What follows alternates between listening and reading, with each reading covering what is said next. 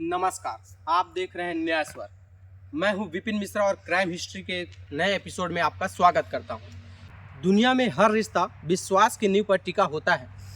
हर किसी का विश्वास जीतना मुश्किल ही नहीं नामुमकिन होता है, लेकिन सबसे ज़्यादा मुश्किल होता है तो उस विश्वास को निरंतर बनाए रखना। उनके लिए कुछ मायने नहीं रखता, अपना पराया सही गलत कुछ मायने नहीं, मायने रखता है तो सिर्फ अपना मुनाफा और खुद का स्वार्थ। लेकिन कुछ लोगों की फितरत होती है विश्वासघात। इनके लिए सही और गलत कुछ मायने नहीं रखता है। विश्वासघात, जज्बात, ज़मीर, इंसानियत, ऐसे लफ्ज़ों से इनका कोई लेना देना नहीं होता है। इनके लिए सही गलत अपना पराया कुछ मायने नहीं रखता, मायने रखता है तो सिर्फ और सिर्फ अपना मुनाफा और सिर्फ खुद का स्वार्थ। एक ऐसे ही छल और परपंच की हैरत अंगेज दास्तां बयां करता है, जिसके लिए पुलिस के लिए एक बड़ी चुनौती बनने जा रही थी। लेकिन एक आज प्रशिक्षित और होनहार डॉक्टर के कारण मामले का खुलासा हुआ और आज वर्तमान में 4 आरोपी जेल की गिरफ्त में हैं और सलाखों के पीछे अपने जुर्म के किए गए अपराध का सज़ा भोगने के लिए तैयार हैं। यह मकान धर्मजयगढ़ के बायसी कॉलोनी स्थित कॉलोनी का है। यह मकान राजेश विश्वास का है और हम इस घर को दिखाना चाहते हैं। इस घर में राजेश व राजेश की पत्नी प्रिया और उसका एक छोटा बच्चा 5 साल का निवासरत था। यह वही मकान है जहां खुद की पत्नी ने अपने ही पति को मारने की साजिश रची थी और यह वही मकान है, यह वही रूम है जिसमें पति और पत्नी रहते थे और घटना को अंजाम दिया गया था। यहाँ यह बताना अत्यंत ज़रूरी है कि घटना के बाद से पुलिस वालों ने इस मकान को सील कर दिया है ताकि इसके अंदर के साक्ष्य मिटाए ना जा सकें और आरोपी को कड़ी से कड़ी सज़ा मिलने में साक्ष्य एकत्रित किए जा सकें। बताना चाहते हैं कि यह छोटा परिवार स्वयं राजेश की कमाई से चलता था। घर से राजेश पूरी तरह संपन्न था। ऐशो आराम की सारी सुविधाएं मकान पर मौजूद थीं। उसके बावजूद इसकी पत्नी के गलत संगत के कारण यह घटना आज घटित हुई है। कहते हैं शादी के बाद किसी भी घर को स्वर्ग बनाना महिलाओं के हाथ में है, लेकिन जब महिलाएं ही अभागिन निकल जाएं तो उस घर को नर्क बनते देरी नहीं लगती है। ऐसा ही एक मामला रायगढ़ जिले के धर्मजयगढ़ ब्लॉक में देखने को मिला है। यह मासूम सी दिखने वाली एक महिला अपने ही पति को मारने की आरोपी है। ध्यान से देखिए इस महिला को। इसकी मुस्कुराहट के पीछे एक ऐसा षड्यंत्र छुपा हुआ है जो अपनी ही पत्नी को मारने की लगभग 1 महीना पहले से साजिश रच रही थी और अंजाम तक पहुंचा भी दिया। अपने पति को मारने के लिए अपनी ही सहेली का सहयोग लिया और एक फर्जी डॉक्टर और एक स्थानीय नवयुवक का भी सहारा लिया है। ध्यान से देखिए इस महिला को। महिला का नाम पायल है और यह प्रिया के पति को मारने की सहयोगी है। चैन की नींद सो रहा यह युवक राजेश है, जिसको उसकी ही पत्नी प्रिया ने मौत के घाट तक उतार दिया है। यह लिफ्ट से निकलते का photo CM park hotel Dharamjaigarh में स्थित है। इसी होटल में आरोपी डॉक्टर और युवक चोरी छिपे पहुंच रहे हैं।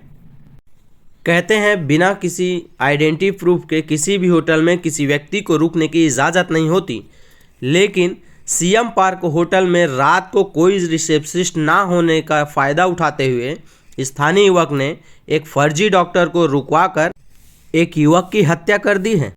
यह वही मासूम है जिसके ऊपर से पिता का साया उठ चुका है और माँ जेल में है। क्या माँ ने घटना को अंजाम देने से पहले यह नहीं सोचा था कि यह बच्चा आखिर किसके पास रहेगा? क्या इस बच्चे के ऊपर से पिता का साया उठते ही कैसे बीतेगा? अब बताते हैं यह फर्जी डॉक्टर वर्तमान में बालाजी हॉस्पिटल में कार्यरत था और प्रिया राजेश को लेकर बालाजी हॉस्पिटल इलाज के लिए गई थी। वहां पर मुलाकात इस फर्जी डॉक्टर से हुई और इसका फ़ायदा उठाते हुए इस फर्जी डॉक्टर ने प्रिया के साथ नज़दीकियां बढ़ाना शुरू कर दिया और जब भी बात होती थी तो गोपनीयता बरतने के लिए व्हाट्सएप कॉलिंग का इस्तेमाल किया जाता था। जब राजेश को मारने की बात हुई तब इसी फर्जी डॉक्टर ने मारने की तरकीब निकाली और बताया कि अगर हम इसे ऐसे ही मारते हैं तो शक की सुई हमारे ऊपर आएगी, इसीलिए अपने हॉस्पिटल में रहने के लाभ का फ़ायदा उठाते हुए बेहोशी के इंजेक्शन लगाकर मौत को हार्ट अटैक में कन्वर्ट करने का प्रयास किया गया। सोफे पर आराम फरमा रहा यह नवयुवक धर्मजयगढ़ का निवासी है और इसके संबंध पायल से थे। पायल ने ही इसे राजेश को मारने के लिए आने वाले डॉक्टर की रुकने और लाने ले जाने की जिम्मेदारी सौंपी थी। इसके बदले इस युवक को 5,000 रुपये बतौर एडवांस भी दिया था और काम हो जाने के बाद 5,000 और देने की बात हुई थी, लेकिन इस युवक ने होटल सीएम पार्क में अपने ही नाम से एक कमरा बुक करके रात को चोरी छुपे उस फर्जी डॉक्टर को सीएम पार्क होटल में रुकवाया और घटना के दिन रात को सीएम पार्क होटल से लेकर मृतक के घर तक पहुंचाया और घटना को अंजाम देने में प्रत्यक्षदर्शी था।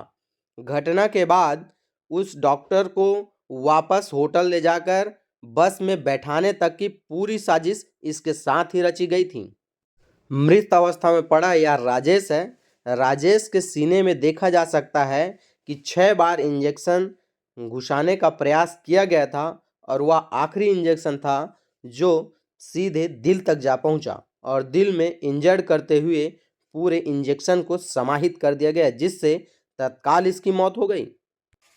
हम इस वक्त पहुंच चुके हैं राजेश विश्वास के घर, जहां पर उसकी ही पत्नी ने उसे मौत के अंजाम तक पहुंचाया है।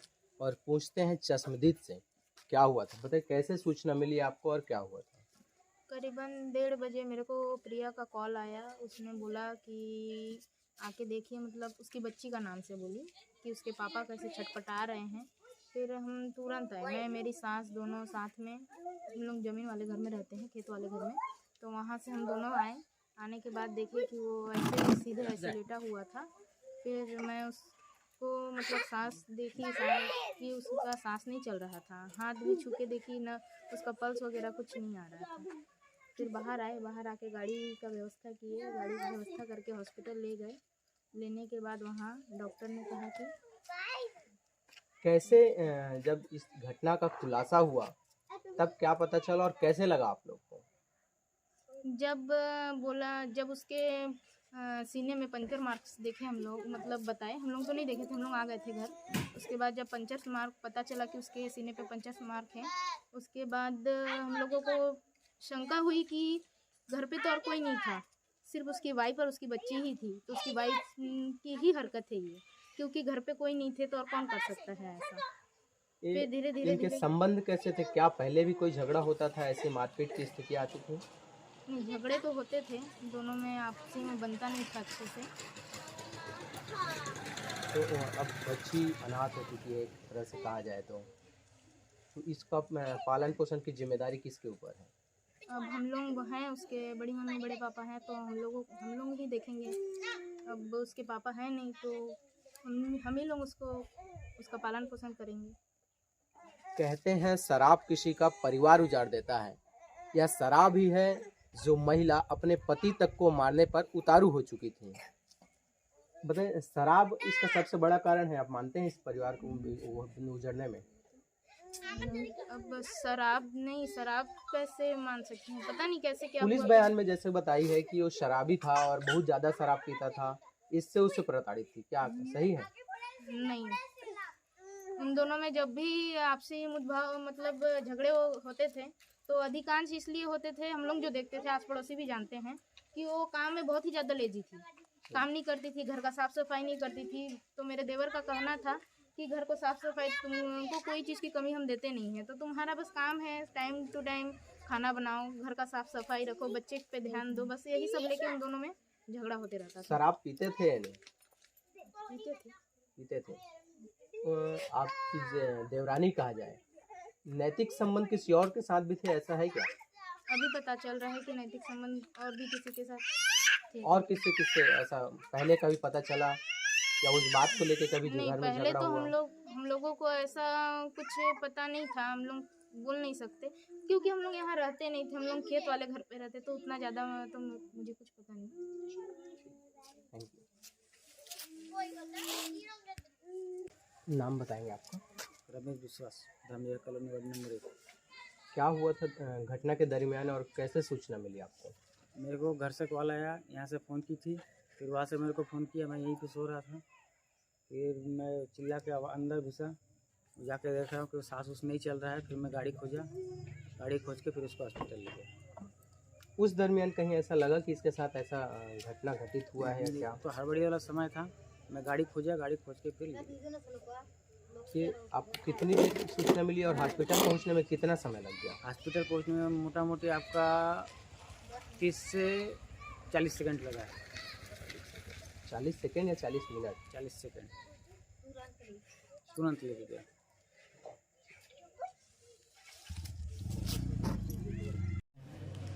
सर बताएंगे, जो धर्मजयगढ़ की जो दिल दहला देने वाली घटना थी, इसमें आपकी महत्वपूर्ण भूमिका थी और कहाँ कहाँ पे आपको परेशानियों का सामना करना पड़ा इसलिए?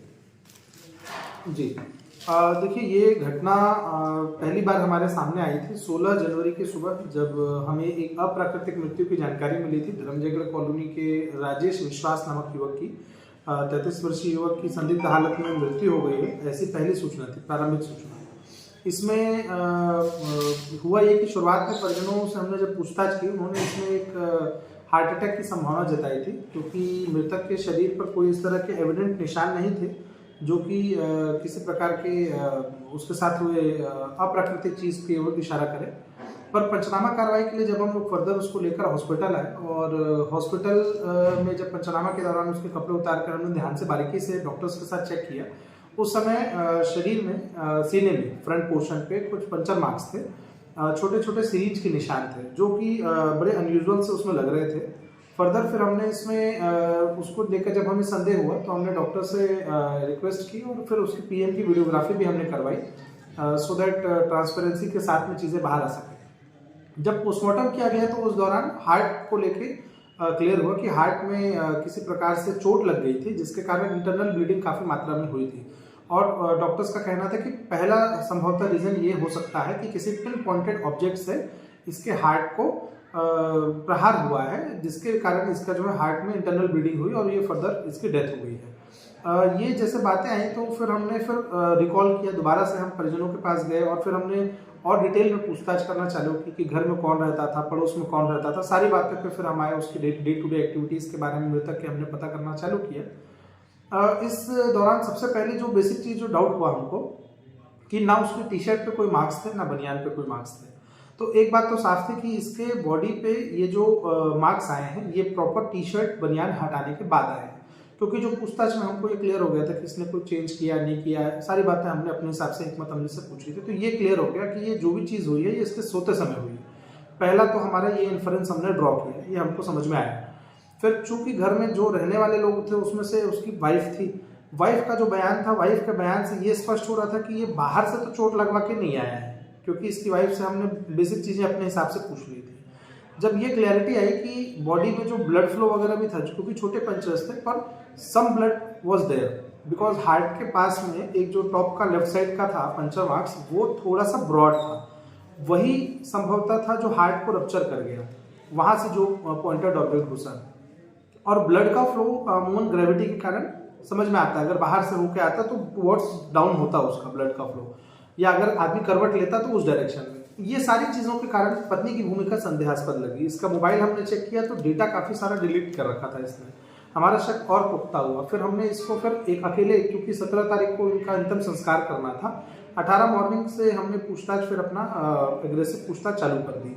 हिकमत अमली से जब पूछताछ की इन सब बातों को लेकर जब, तो पूछताछ में फिर बातें खुली। उन्होंने फिर उसकी वाइफ जो है प्रिया विश्वास, उन्होंने फिर बातें क्लियर की।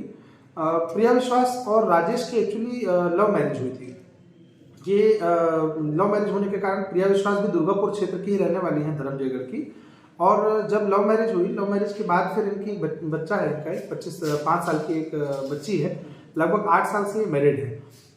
इनकी आपस में जमती नहीं थी, ये हमको समझ में आया, क्योंकि उन्होंने बताया कि अक्सर जो है वो राजेश भी कई बार शराब पिया करता था और इनके आपसी रिश्ते अच्छे नहीं थे, इनकी अनबन होते रहती थी। इसमें प्रिया विश्वास ने फिर हमको डिटेलिंग जब दी, तो उसने बताया कि करीब कुछ माह पहले, लगभग 1 साल की बात है, ये अपने पति के साथ में उसके लिवर के इलाज के लिए ट्रॉमा सेंटर एक बार गई थी। बालाजी अस्पताल रायपुर पंडरी मुआ में स्थित है। वहाँ के ट्रॉमा में ये इसका पति 25 दिन एडमिट रहा। इस दौरान इसकी वहाँ पर फिरिज यादव नाम का एक स्टाफ नर्स है, जो अपने आप को इंस्टाग्राम पे और सोशल मीडिया में और अन्य जगहों पर अपने आप को डॉक्टर बताता है। हमने फिरिज यादव की भी इंक्वायरी की। Fridge Yadav basically staff nurse का काम करता है। पहले आरएल हॉस्पिटल रायगढ़ में काम किया करता था। साल 2020 के बाद से, यानी पोस्ट कोरोना पीरियड में, ये वहाँ पे रहा। बालाजी अस्पताल में इसने ज्वाइन कर लिया। वहाँ पर ये अपना एक प्राइवेट क्लिनिक भी चलाता है, जो कि अपने किराए के मकान में चलाता है। और ये प्राइवेट क्लिनिक के लिए उसके पर्चे भी हमने बरामद किए। प्राइवेट क्लिनिक के नाम से जो वो चलाता है, होम केयर क्लिनिक करके वो बताता है, लुधिपारा क्षेत्र में, रायपुर के। और ये कोई डिग्री होल्डर नहीं है, 12th पास है और MPW बस इसने कर रखा है। बाकी कोई BA MS MBBS से क्लेम करता है, बट ये ऐसा कुछ डिग्री इसकी है नहीं। जब ये महिला इसके संपर्क में आई, इनकी नज़दीकियाँ बढ़ी 25-30 दिन के दौरान। बाद में डिस्चार्ज होने के बाद भी इनकी फ़ोन पर निरंतर अपनी आपस में बात होती रही। फिरोज यादव उर्फ बल्लू उर्फ क्रिश, इसकी और प्रिया जो मृतक की पत्नी है, ये दोनों का उसके बाद से लगातार जो है बातचीत चलते रही। ये टेलीफोनिक माध्यम से भी जुड़े रहे। जब जब चेकअप कराने के जाते थे राजेश का, उस समय पे फिर इनकी मुलाकातें होती थी। इस तरह से मुलाकातों का सिलसिला इनका बढ़ता रहा। जो प्रिया ने हमें बताया, मृतक की पत्नी ने, इन्होंने 2-3 महीने पहले से ही प्रिपरेशन चालू कर दी थी और कई बार प्रिया ने उसको बुलाया था, बट समहाउ इस बार उसने इमोशनली ब्लैकमेल करके कुछ ज़्यादा ही प्रेशर दिया और फिर फाइनली इन लोग सभी लोग प्लान के लिए अग्री हुए। फिरोज यादव की प्रिया के पड़ोस में रहने वाली मोनी, जो उसकी बेस्ट फ्रेंड है, प्रिया की बेस्ट फ्रेंड है मोनी विश्वास, पायल विश्वास भी बोलते हैं उसको। मोनी विश्वास की भी फिरोज से दोस्ती करा दी थी। कॉमन फ्रेंड्स, इनकी फ्रेंडशिप हो गई थी। तो मोनी विश्वास भी रेगुलर टच में रहती थी फिरोज यादव से। अब फिरोज यादव और के संबंध में उससे मदद लेने के लिए मोनी ने ही इसको कन्विंस किया था, प्रिया, कि तुम उसकी मदद क्यों नहीं लेती हो।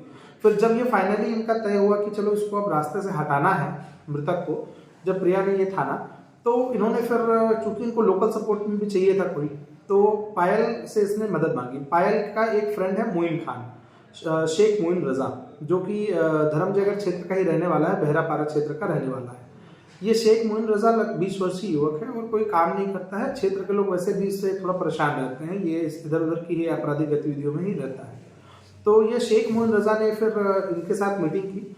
इन्होंने आपस में तय किया, 14 तारीख का डेट इनका मुकम्मल हुआ कि 14 तारीख को वो आएगा बस के माध्यम से, उसको रिसीव करना, उसके होटल की व्यवस्था, उसको वहाँ से लेकर सही समय पर राजेश को मारने के लिए घर तक लेके आना, ये जिम्मेदारी मोइन की तय की गई। मोइन खान ने सबसे पहले, इसको पैसे की भी इसमें ज़रूरत थी, तो जो हमें बताया इन्होंने, प्रिया विश्वास ने 10,000 रुपये पायल को दिए थे। 5,000 रुपये पहले ही इसने एडवांस पकड़ाया था कैश में मोइन रजा को, और 5,000 रुपये फ़ोन पे के ट्रांसफ़र की भी डिटेल्स हमें मिली है। तो बेसिकली एक हमको अकाउंट का भी इसमें ट्रांजैक्शन मिला, जो फ़ोन पे का इनका ट्रांजैक्शन हुआ। तो ये ट्रांजैक्शंस हुए।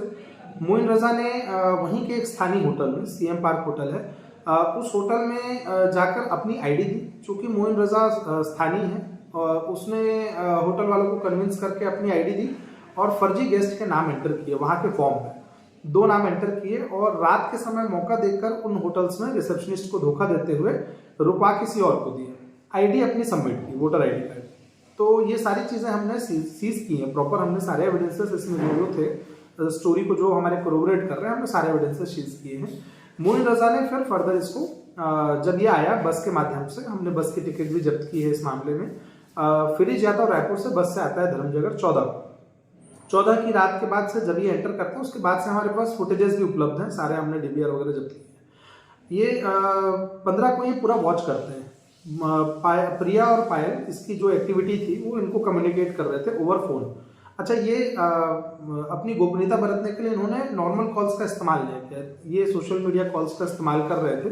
बट चूंकि हमारी साइबर की टीम भी लगी थी, हम जो हमको जानना था वो हम जान ही लगे, तो इसमें इन्होंने 15 तक उसका वॉच किया। पहले तो एक्टिविटी को राजेश विश्वास 11 बजे के करीब 15 तारीख की रात में घर वापस आता है। फिर थोड़ी देर के लिए घर के बाहर जाके 11:30 के आसपास फाइनली अपने घर में एंटर करता है।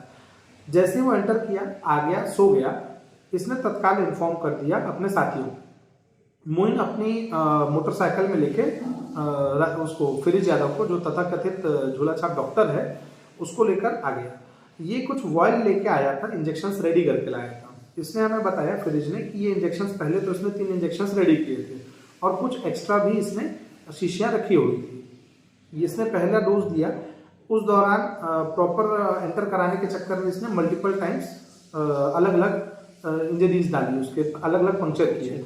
तो इसीलिए मैंने उससे पूछा कि तुमने 3 इंजेक्शन था तो तुमने फिर 6 कैसे निशान थे, तो उसने बताया कि कई जगहों पे घुस नहीं रहा था, तो मैंने फिर उसको जगह चेंज की, इसलिए आपको मल्टीपल पंक्चर्स दिखेंगे। उसने बेसिकली एनेस्थीसिया के लिए जो दवाई हमको जो बताया, एनेस्थीसिया के लिए जो दवाई इस्तेमाल होती थी ट्रॉमा सेंटर में, इमरजेंसी वार्ड में, तो उनको ही उसने गोलमाल करके हासिल किया था और उसी को वो यहाँ पर यूज़ कर रहा था। इसने कोशिश किया था कि इसका ओवरडोज में दे दूँ, बट जैसा मैंने बताया झोला छाप है, प्रोफेशनल है नहीं, इसने उस दौरान जो है हार्ट को ही नुकसान पहुँचा दिया और इंटरनल ब्लीडिंग काफ़ी ज़्यादा हो गई।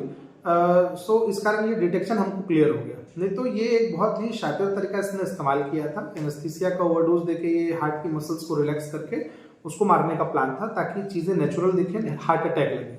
Basically this was their plan. So इसमें जब ये घटना हुई, घटना करने के दौरान इसने, मैंने पूछा कि भाई वो नशे में भी अगर होगा तो तड़पा होगा। इन्होंने हमें बताया कि जो प्रिया विश्वास है उसने पैरों की तरफ पकड़ा हुआ था पत्नी ने, और मोइन खान जो है उसने हाथों के साइड से उसको पकड़ा हुआ था। चूंकि वो पहले से नशे में था, इन लोगों ने काफी उसको पकड़ रखा था और एनेस्थीसिया का असर भी काफी जल्दी होता है, इतना टाइम नहीं लगता है। इन्होंने अच्छा प्रेशर उसको देके उसको 2 बार डोज डाला, ओवरडोज किया। ओवरडोज करने के बाद 15 मिनट ये लोग वहां रुक कर नब्ज को चेक करके इत्मीनान किया कि ये मर गया है कि नहीं। इसके बाद फिर ये वापस अपने अपने एरिया के लिए निकल गए। ये वापस जाने के बाद फिरिज यादव रायपुर गया। चूँकि इसका हमको परमानेंट एड्रेस, हम जब खोजबीन हमने चालू की थी तो हमने सारी चीज़ें पता कर ली थी।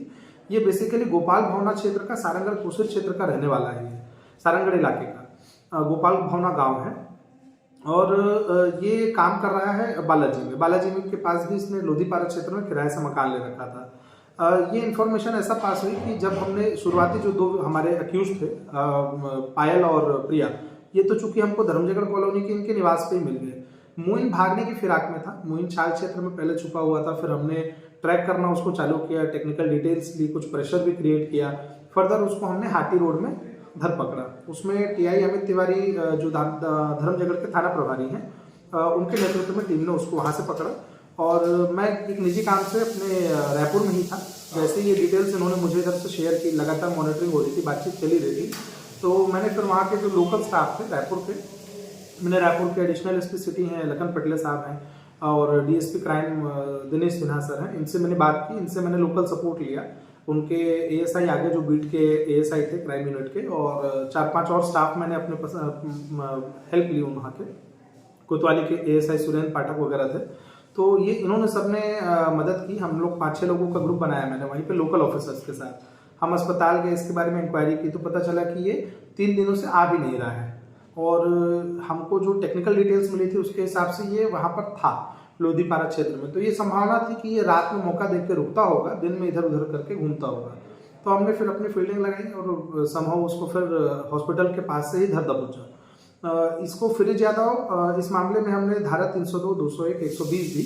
बेसिकली जो हत्या, आपराधिक षड्यंत्र और साक्ष्य छुपाने के जो प्रकरण है, भादवी के सुसंगत धाराएं हैं, इसमें हमने अपराध दर्ज करके इन चारों को अभी गिरफ्तार करके न्यायिक रिमांड पर भेज दिया है। इस मामले में जो मेन एविडेंसेस हैं, लगभग सारी चीज़ें सीज हमने की हैं और फर्दर इसमें अभी हमारा इन्वेस्टिगेशन चल रहा है। जो हमने रिपोर्ट्स फॉरेंसिक के लिए भेजनी है वो सारी चीज़ें अभी हमारी अवेटेड है। बाकी इसमें जो सिरिंज इस्तेमाल किए गए, जो ग्लव्स इस्तेमाल किए गए, जो घटना के समय जो हमारे फुटेजेस में दिख रहा है, जो कपड़े इनके द्वारा इस्तेमाल किए गए थे पहनने के लिए, ये सारी चीज़ें हमने मोटा मोटी जब्त की। ऐसी घटना क्या आपके ड्यूटी काल में आज तक देखने को मिली? नहीं, मैंने ये मोडस ऑपरेंडी जो है, जो ये तरीका वारदात है इस घटना को करने का, मैंने आपको काफ़ी विस्तार से इसकी डिटेल दी है। ये तरीका वारदात मैंने इवन रायगढ़ में इस तरह का मुझे नहीं लगता कि पिछले कई सालों में सुना गया होगा। इस तरह का तरीका वारदात मैंने भी कभी नहीं सुना है। बेसिकली ये विश्वासघात है। मेरे हिसाब से आप पूछें तो पति पत्नी के रिश्ते का भी विश्वासघात है, और मरीज और डॉक्टर के बीच का, डॉक्टर या जो भी आप स्टाफ नर्स कहिए, डॉक्टर तो नहीं था, वो नर्स था, बेसिकली स्टाफ नर्स था, पर ये एक विश्वासघात है कि कोई मरीज अगर वहाँ एडमिट होता है और इस तरह से अगर कोई गलत फ़ायदा उठा ले, क्योंकि हमने उससे पूछा कि आपको ये एनेस्थीसिया की ये वॉइल मिली कैसे, बिकॉज ये ऐसी चीज़ नहीं है जो आपको हर जगह अवेलेबल हो। तो उनका ये जवाब था, जो फिरोज यादव है, उसका ये कहना था कि जब मरीज एडमिट होता है, कई बार एक्सपायर हो जाते हैं लोग इलाज के दौरान, और उस दौरान हम एनेस्थीसिया मंगा लिए या कोई दवाई मंगा लिए, वो कायदे से मेडिकल में रिप्लेस होना चाहिए, बट वो रिप्लेस ना होके इसने छुपा के रख लिया और ये बता दिया कि हमने तो यूज़ कर लिया है। इस तरह से इसने ऐसी दवाई हासिल कर ली जो कि नॉर्मल फ्लो में इसको नहीं मिल सकती थी। तो ये इस तरह की दवाई को इसने हासिल किया, फिर ये घटना को, वारदात को अंजाम दिया। ये एक सोचा समझा कोल्ड ब्लडेड मर्डर है। ये कोई आवेश में आके की गई घटना नहीं है।